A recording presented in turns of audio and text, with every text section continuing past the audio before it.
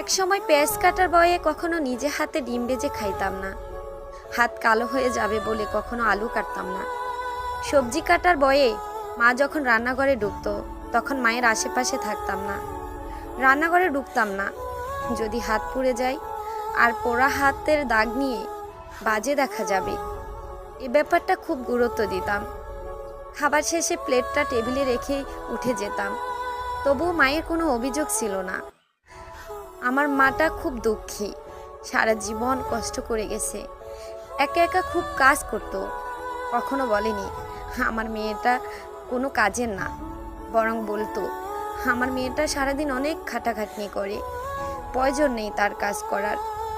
আজ যখন পেঁয়াজ কাটি, সবজি কাটি, আলু কাটি, রান্না করি, তেল ছিটিয়ে গায়ে এসে পড়ে, উফ শব্দটাও করার সময় পাই না, তখন মায়ের মুখটা চোখে ভেসে আসে আর দুই চোখে জল গড়ে পড়ে মায়ের জন্য।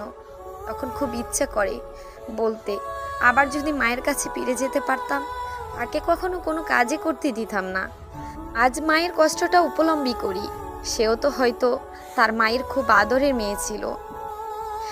আবারও বলতে ইচ্ছে করে, তোমাকে বুকে জড়িয়ে, মা ভালোবাসি তোমায়, আই লাভ ইউ মা।